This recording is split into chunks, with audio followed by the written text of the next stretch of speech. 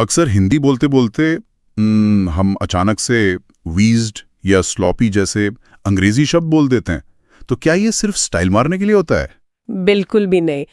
मतलब हाँ, कुछ लोग स्टाइल के लिए करते होंगे, पर असल में ये एक पूरा लंबा वाक्य बोलने की मेहनत बचा रहा होता है। सही कहा। और इसी बात की गहराई तक जाने के लिए इस डीप डाइव में आपका स्वागत है। आज हम यही समझेंगे कि कैसे कुछ अंग्रेजी शब्द हमारी द्विभाषी बातचीत में एक गजब की सटीकता यानी पिन पॉइंट एक्यूरेसी लाते हैं। हाँ बिल्कुल, स्रोत में इसके बहुत ही दिलचस्प उदाहरण है। और इसकी शुरुआत अगर हम जिंदगी को देखने के नजरिए से करें तो सबसे पहले रोमांटिक शब्द का जिक्र है। तो रोमांटिक सुनते ही तो सीधा गुलाब और फिल्मों का ख्याल आता है ना? हाँ एकदम। लेकिन यहाँ इसका मतलब वास्तविकता को एक बहुत ही शानदार और कल्पनाशील रूप में देखने से है। अच्छा, और दिलचस्प बात यह है कि स्रोत में इस कल्पनाशील दुनिया के ठीक सामने प्रोजेक को खड़ा कर दिया गया है। बिल्कुल, जासूसी की रोमांचक कहानियों के उलट एक आम इंसान की असल जिंदगी को प्रोजेक बताया गया है। मतलब ये कुछ ऐसा है कि कोई 5 स्टार होटल में भव्य दावत की उम्मीद कर रहा हो और सामने सादा दाल चावल आ जाए। हाँ, ये दाल चावल वाली बात काफी सटीक है। तो क्या ये सिर्फ एक गहरी निराशा का प्रतीक है? सिर्फ निराशा नहीं कह सकते, कभी कभी एक कड़वी सच्चाई को स्वीकार करना भी है। कैसे? मतलब ये सिर्फ बोरिंग नहीं है, बल्कि न बदलने वाली जमीनी हकीकत है जिसमें कोई जादू नहीं होता, बस एक साधारण सी दिनचर्या। एकदम सही। तो प्रोसेक रोजमर्रा की नीरसता हो गई। लेकिन मैं सोच रहा था, जब एस्पियोनाज या मिसाइल्स जैसे भारी विषयों की बात आती है तो हम अंग्रेजी का ही सहारा क्यों लेते हैं? क्योंकि ये शब्द सीधे कूटनीति और युद्ध की दुनिया से हमारी आम बातचीत में आए हैं। मतलब हिंदी में इनका वजन कम लगता है क्या? जैसे सरकारी खुफिया जानकारी चुराना या रिमोट कंट्रोल हथियार बोलना थोड़ा लंबा हो जाता है। हाँ, लंबा भी, और इनका वजन बहुत विशिष्ट है। लेकिन इससे भी ज्यादा दिलचस्प वो शब्द हैं जो बहुत ही शांत तरीके से काम करते हैं, जैसे पॉसिबली। अरे हाँ, पॉसिबली, जैसे कहना हो कि किसी भाषा को बस काम चलाने लायक बोल लिया जाता है। पर क्या हम इसे हिंदी में औसत दर्जे का नहीं कह सकते? कह तो सकते हैं, पर फर्क नजरिए का है। औसत दर्जे का कहने में थोड़ी नकारात्मक भावना आती है, जैसे खुद को कम आंकना। अच्छा हाँ, ये तो है। लेकिन पॉसिबली बहुत ही व्यवहारिक है।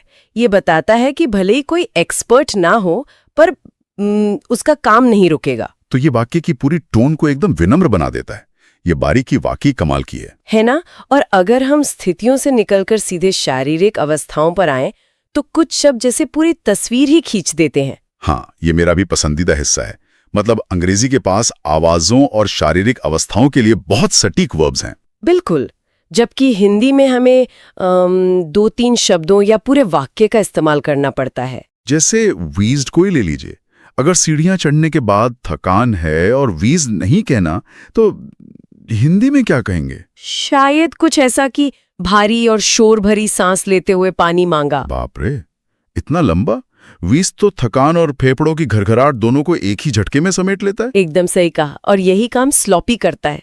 सोचिए, ऑफिस से थक कर आए और ढीले ढाले कपड़े पहनकर सोफे पर गिर गए। हाँ, तो उसे लापरवाह वेशभूषा कहना तो बहुत ही किताबी और कठोर लगेगा यार। बिल्कुल, स्लॉपी में एक अजीब सी छूट है, एक सुकून है। हाँ, स्लॉपी बहुत ही अपना सा लगता है। और चकल्ड भी तो ऐसा ही है ना? हाँ, कोई भी अध्यापक बच्चे की मासूमियत पर ठहाका मारकर नहीं हंसता, वो बस धीरे से चकल्ड करता है। एक सुकून भरी दबी हुई हंसी। और इसके बिल्कुल उलट है श्रीली। अरे हाँ, वो अचानक किसी के चिल्लाने की बहुत तीखी और चुभने वाली गूंज। बिल्कुल, ये शब्द सिर्फ स्थितियां नहीं बताते, ये आपको वो आवाज सुनाते हैं, वो थकान महसूस कराते हैं। 100%।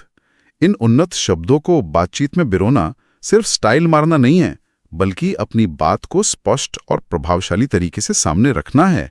तो ये हमारी अभिव्यक्ति की क्षमता को बढ़ाता है और लंबे वाक्यों की उलझन से बचाता है। बिल्कुल यही बात है। तो चलिए इस डीप डाइव को इसी विचार के साथ विराम देते हैं। पर अंत में सोचने के लिए एक दिलचस्प बात है। वो क्या? अगर हमारी भाषा हमारे सोचने के तरीके को आकार देती है, तो 2 भाषाओं को इस तरह आपस में गूंथने से क्या हमारा दिमाग भी दुनिया को एक अलग हाइब्रिड नजरिए से देखने लगता है? ये तो काफी गहरा सवाल है ना? इस बारे में जरूर सोचिएगा।